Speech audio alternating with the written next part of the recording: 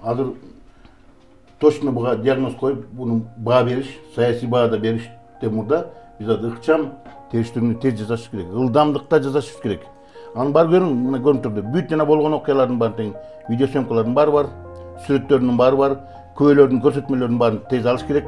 Oşonun bарын teң alıp çıkıp turup, top turup, anan keyin предварительный тыянакка кеш керек. Кандай болгон? Кимден биринчи башталган?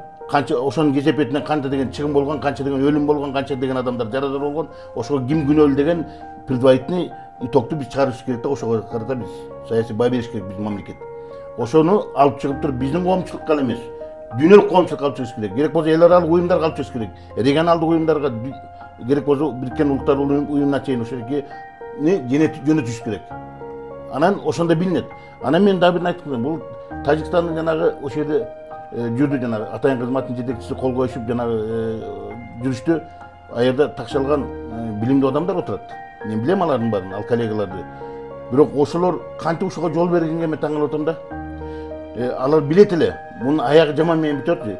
Эгерде алар азыр Тажикстан тарап биз тактикалык утушка ээ болдук. Эмне болсо да биз буларды кичине эметтик деп эмесе, булар абдан жаңылат.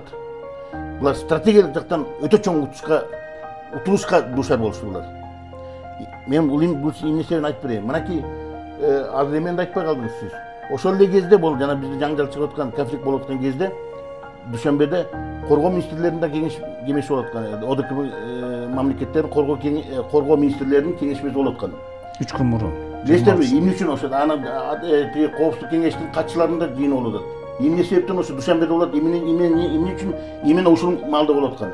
Билесиздер, бунун себеби бирден бир себеби бизге регионго, жалаң эле Кыргызстанга эмес, Тажикстанга дагы, Өзбекстанга да, Казакстанга, мына биздин регионго, керек болсо Россияга дагы чоң коркунучтар менен чакыруулардын бири Афганистанда болуп аткан процесстер акыркы. Мына чекесин айтып кетти Аскар мырза.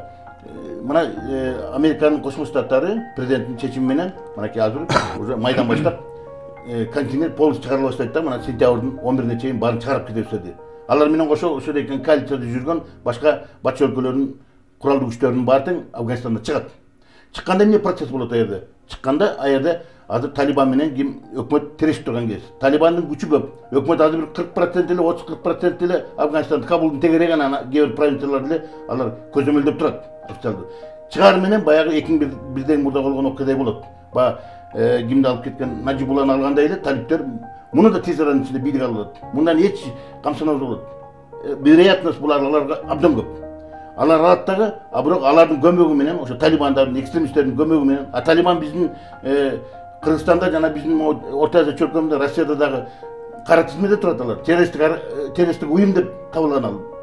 Ошол эле жана Игил сыяктуу исламский движение Узбекистан, исламский джихад деген уюмдардын катарында булар дагы террористтик уюм катары. Мына ошолордун көмөгү менен ошо азыркы Афганистандын түндүк провинцияларына жайгашып, ошол жерде өзүнүн катарларын көбөйтүп машыгууларды өткөзүп аткан Игилдин жана башка террористтик уюмдардын катарында мына биздин Орто Азия мамлекеттеринен чыккан жарандар жүрөт. Миңдеген бир нече миң адамдар ошол жерде курал жарак менен жүрөт. Мына ошол Талибандын жардамы менен, ошонун көмөгү менен алар бияка чабуул жасашы мүмкүн.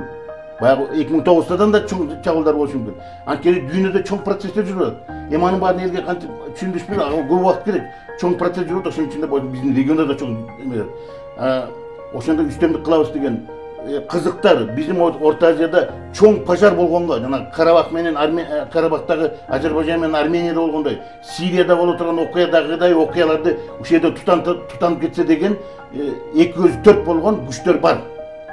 Анын ичинде көп мамлекеттер бар, атайын айтпай эле коеюн. Мына чоң мамлекеттердин кызыкчылыктары бар. Мына ошол экени ушул жака жайган турат. Ал эгерде ошол тутандырып чөзө жалаң Тажикстан талкаланбайт, жалаң Өзбекстан баарыбыз талкаланабыз. Мына ушуну билип туруп, мына Тажикстанда да абдан аналитиктер бар, атайын кызматтардын абдан тажрыйбалуу адамдар бар. Ошонун баарын билип турат. Коркунуч баарыбызга бирдей келет.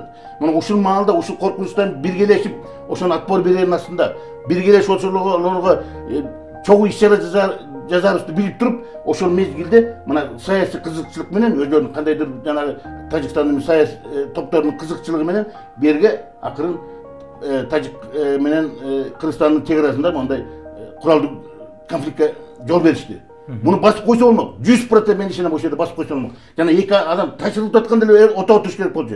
Taşırılıp atkan dili bizim parlamenterdagi bizim korgondor ошол ортодон туруш керек. Тигилер да келип туруп биздин чегарачылардын жанына туруш керек болчу. Ачышпастан. Экөө далысына коюп алып тургандан экөөнү сүрүп чыгыш керек болчу. Мына сүрүп чыккан деле бүттү, андан кийин алар кошулуп, ташырыткандарга кошулуп, бери жергиликтүү адамдарга кошулуп, кошатпастан кандай атып кетти? Биринчи кимдер атып атат? Мен айтып атам, ошол жерде жана экстремисттик топтордун мүчөлөрү абдан көп бар. Ошол ИГИЛдин бар, исламский движение, Өзбекстан адамдары, исламчыл жихадтын адамдары ошол жерде жанып жүрүшөт. Варукта да жанып жүрүшөт, Исфара районунда жанып жүрүшөт. Алар уюк ошол жерде. Мына ошол адамдарды пайдаланышты. Аларга эмне керек болду? Алар жана провокация кылып, эптеп жаңжалыш керек. Ачыш керек эле, биринчи курмандыктар чыгыш керек. Анан кийин ошо кызуулукка кылып турган бири-бирин ачыш керек болчу. Мына өздөрүнүн эмесине жетишти алар. Өздөрүнүн ошол жердеги меркантилдик интересине жетишти. Бирок келечекти ойлошкон жок. Мына эгерде терең ойлонуп, терең анализ дегенде буну бар Тажикстанга өзүнө урнап турган окуя болду бул. Тажикстандын келечегине чоң балта чабылды. Өздөрүнө өздөрү балта чапты. Хотя бизде жанагындай курман болгон адамдардын саны абдан көп болгону менен